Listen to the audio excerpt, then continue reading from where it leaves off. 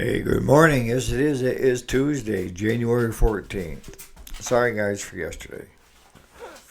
I don't know whether I'm coming or going here recently.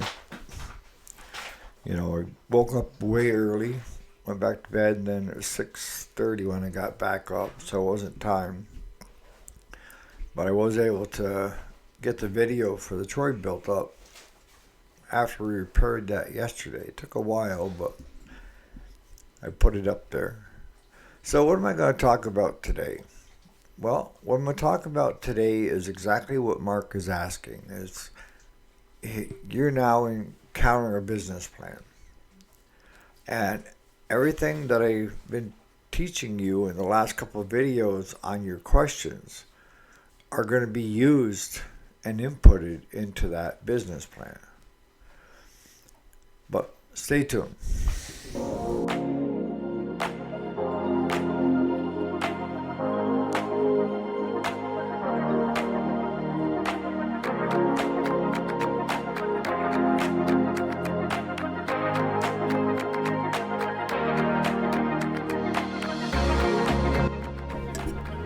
Alrighty, welcome back to the channel.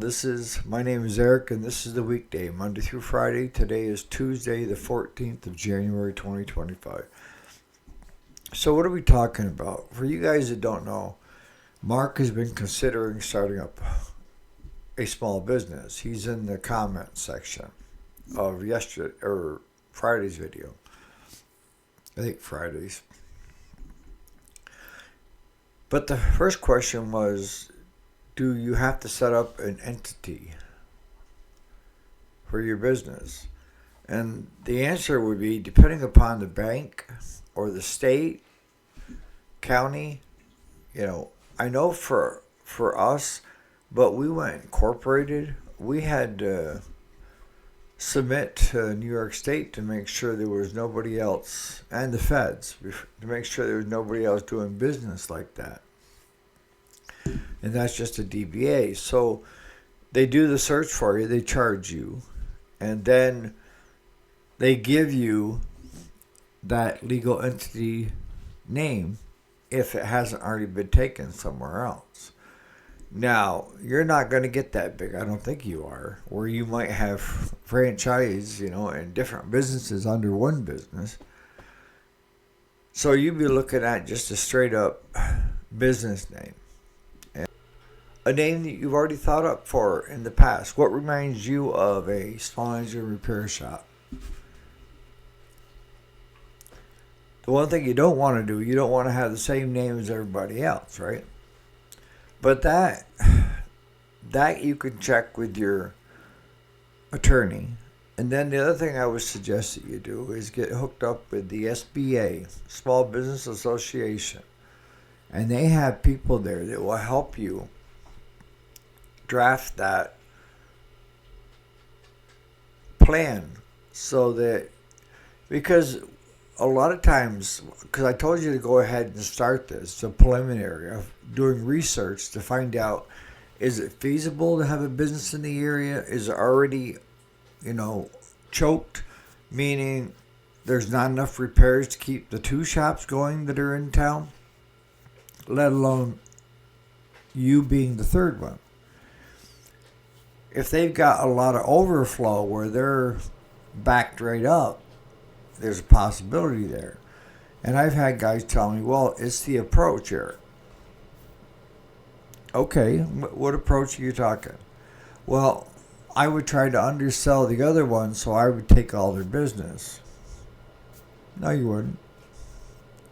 I got customers, no matter how cheap somebody is, they will not leave us. If a customer is getting good service and they like the place where they do business and they trust the place that they're doing business, they will not leave. Even if you throw out these big price reductions, and the biggest thing you don't want to do is undersell you as well and base it strictly on monetary.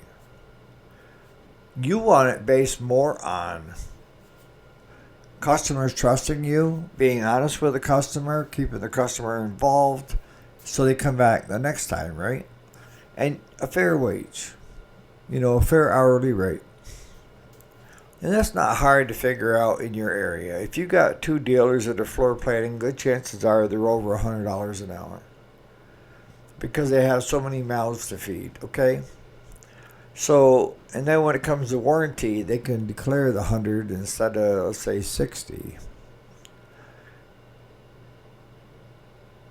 But you need to know your comfort level. And if you've done all the homework that I told you to do, these questions would be fairly easy to answer. And you're looking at me. I'm telling you right now, what I asked you to do is the same questions that business plan is asking you how you're going to do. The marketing, we talked about postcards, business cards with flyers. That's your marketing. Or Facebook ads, print ads, whatever you think works in that area. And where are you going to get the money? Are you going to a bank? Relative? Your own savings? Got to know that too. But the biggest thing is the first question, is there a need? I know it's not worded that way, but that's what that business plan is asking you. Have you done the research to see whether starting another business is something that the community needs? And if you're just going to work out of your garage nights and weekends or part-time, I don't know, I do all this crap. Because you don't need to borrow money. A business plan, I recommend highly to anybody because it helps kind of hone you down, right? But if you're using your own money, you don't need to jump through all the hoops. But if you want a bank to go with you, you need to be able to answer those questions. And even if you're doing it with your own money, you need to be able to answer those questions. Will the answers possibly change a little? Absolutely. You don't want anything set in cement other than maybe the business name, and maybe even the business name you thought up sucked. Because you want something that customers can easily recognize and pronounce. And when they're telling their friends, about how well you treated them, they're going to try to use your business name. So the lawnmower guy, or something that they can tell their friends and family about instead of trying to pronounce the last name, right? I mean, Northern New York Parts is pretty simple. Northern New York is where we're at. Parts. So that name is easily recognizable and easily told to other people. I've seen it where it's NNYP. Yep, that's fine. You Google that. That'll bring up us. And then you need to, in your marketing, is your Google business setup, your Facebook business setup. Those don't cost you anything, just time. And if you don't know how to do it, remember, Mark, it's either going to cost you time or money. If you don't have the money, then you're going to have to learn if you don't already know. But most people already know Facebook, so you're just making a business section of it, which is actually a page within your private account if you want it. Google listings, you go to Google, they want your complete information because they are database driven.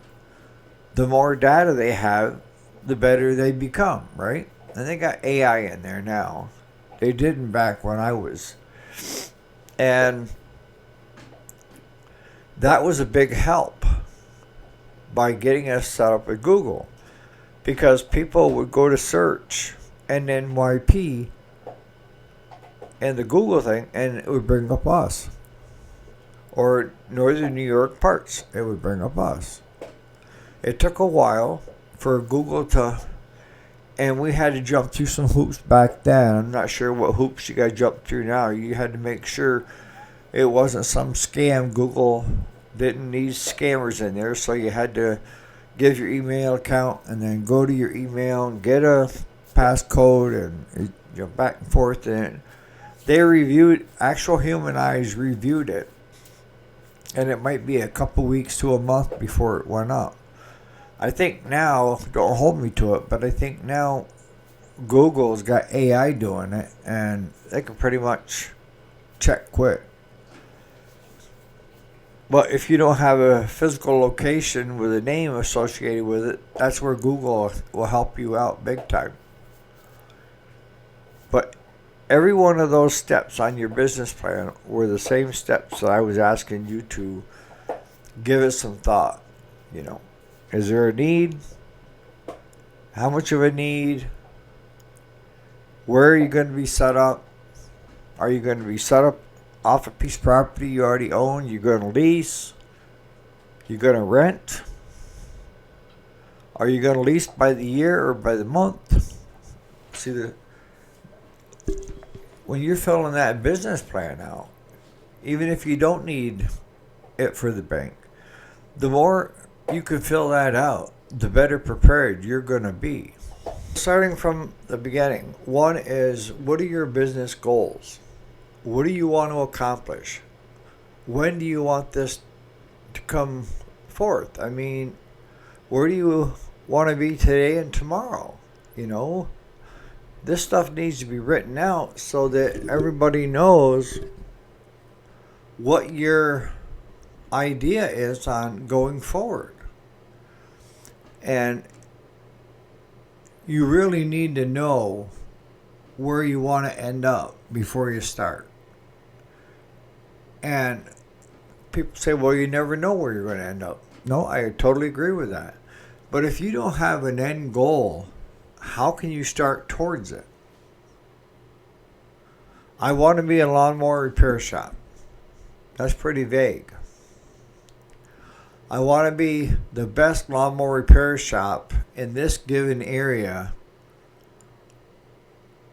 leasing this building. That's what you're starting to fine tune, right? And a lot of this is going to spill over into your other, right? Asking financial projections was number 2. Well, your goal, the objective, should have that included in it. You're going to use your own money to get started. Are you going to hire people? Are you going to be a one-man band? That needs to be written out. Are you going to hire one just for customer service? Or are you going to be customer service and you're going to hire a mechanic? And let me tell you, employees in the beginning, will go through your money. They want to be paid. And they are the first ones to be paid here in New York. Before paying any debt, before paying anything, is your employees. And there in the beginning, it was a little tough. But by coming up with ways around it, but I wasn't borrowing anybody's money. And that may be in your goals. I don't want to borrow people's money. I don't want to borrow the bank's money. I want to do it as cheaply as possible using my smarts. I've already been doing this for a while, part-time. So I've got time, experience, good and bad, right? Get wisdom. So you have that going forward. Hopefully you know what the market is like in that area. Are there still a lot of brand new units sitting on racks at these other small engine repair shops? Is there an overflow out into other areas where they're way behind? And simply having somebody call one of them, or you call them and say, I got a problem with my lawnmower, how soon can you get a look at it? And if they say we're looking at 3 weeks to a month out, that kind of gives you, there probably is a need. Because the best is when the shops in the area are cleaning up quickly, but they aren't sitting there waiting for work. It's not feast or famine. A lot of mechanics will try milking jobs just so they don't run out of work. So they aren't being looked at as needed or wanted, right? If you only have enough work coming in for one mechanic and you got two mechanics there, how long are you going to continue to pay two? But if they get together and they start milking it, slowing everything right down, you know how to cure that? Go flat rate. Go flat rate. They'll have incentive to get that stuff done. But they'll know too, it's feast and famine.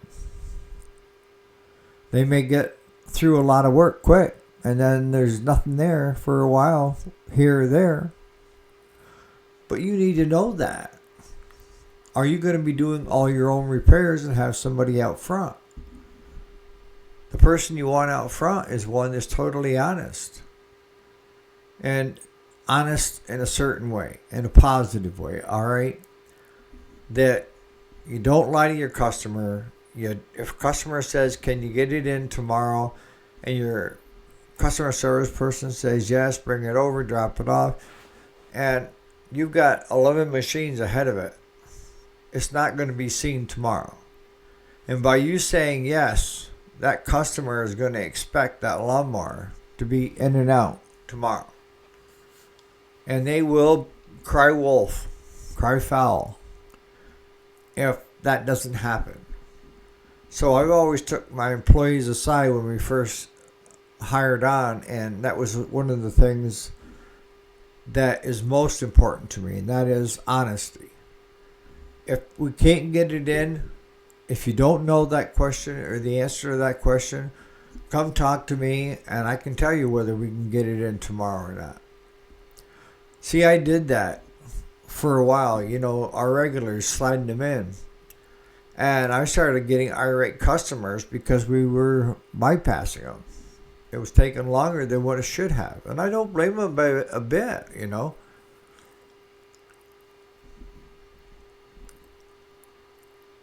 Financial projections. How much money you're going to have coming in. How many repairs do you hope to be doing in a year? How many hours?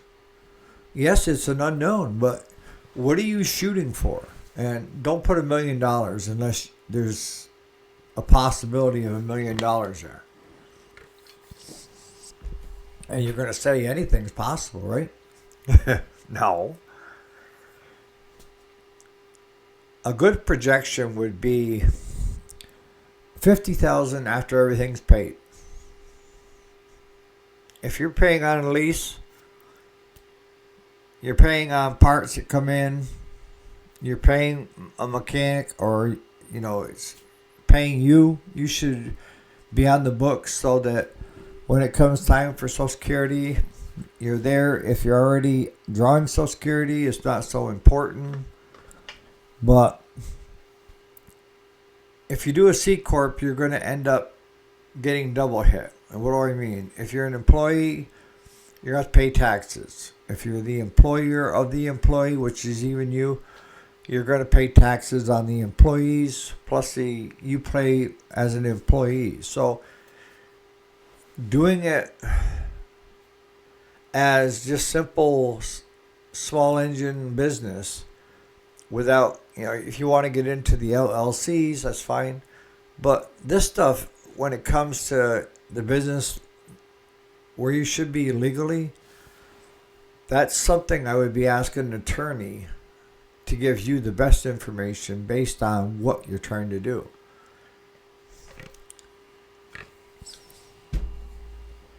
And you're going to have to know if you decide you're going to start dealing with the OEMs. Briggs, Kohler, all that. I'm required, I still am, last I knew, required to have a $5 million liability policy. And why is that? That is because anybody's lawnmower you put your hands on and it goes out the door and somebody gets hurt and then tries to sue you, Briggs will already have sheltered themselves. And they're hoping that $5 million plan will make that customer whole again. Even though it's none of your fault, let the attorneys haggle that out. The end result is the more you can fine tune it and decide where it is you want to set up shop, how it is you want to set up shop, your yearly projections, and that's just, I want to make. A lot of businesses don't make any money for the first couple of years. So even if you shot for break even in the first year is okay.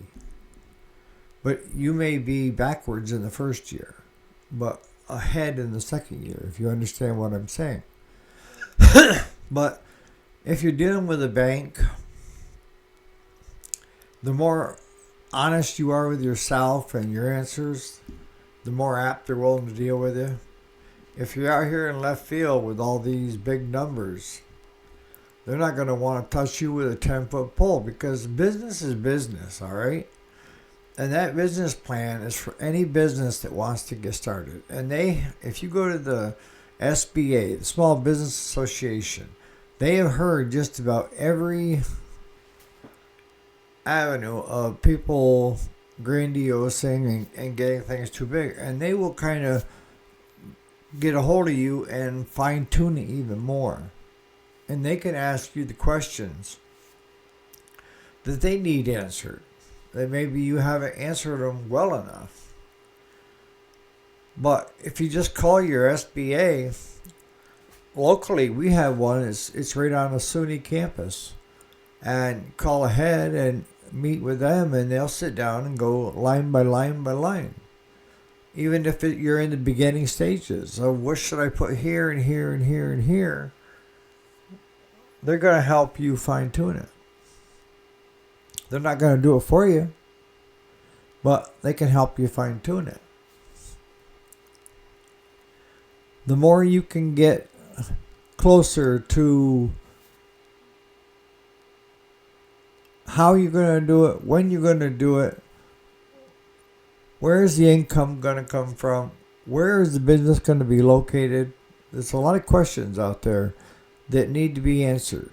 And if you're going to lease or rent a building, you need to know what that lease is or that rent is. If you're not using one of your own buildings, are you buying it and going to put a mortgage on it?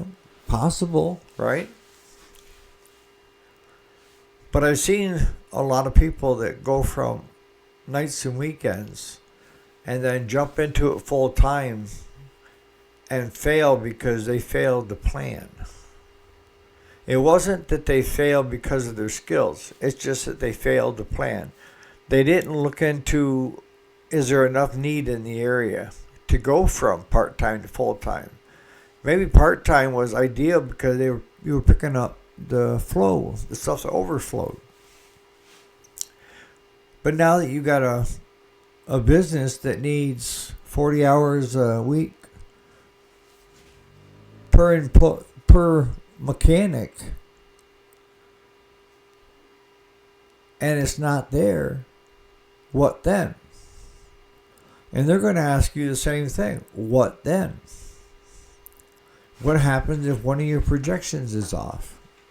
Well, I'm going to correct it and then change course, right? Because like I said towards the beginning, nothing is set in cement, but you have to have an end goal that you're after, the steps that you need to accomplish to get to that end goal. And just becoming filthy rich is not an end goal. If you're saying that, then probably you shouldn't be in the business. And with us, we had to do it for the next 6 months, next year, 5 years, 10 years. And at the time, I didn't know where we'd be. But I still went through and did that. Even though we weren't borrowing any money, I was looking at long-term goals also and trying to line things up. And when I ran into stuff in the beginning that I hadn't thought of, I could add to it. If I put in there and it wasn't relevant, I could take it out, right? And if you listen to me it's the journey when you're going through, but it's also very important to realize that you're going to have roadblocks. Things are going to come up. And the quicker you are at identifying and taking care of it, the better off you're going to be. You'll be more successful if you can do that than just letting it ride and not taking care of something that may be draining your finances. So on that, you guys have a great day. Hopefully this has kind of helped you out, Mark, as well as a number of other people out there that are looking at starting a business. It doesn't matter if it's small engine repair or what business you're doing. The same questions have to be answered. You know, kind of like English. Who, what, where, when, and how, right? You need to know that stuff. Or a good idea, a good grounding of what you can accomplish in that area. All right, so I'll catch you here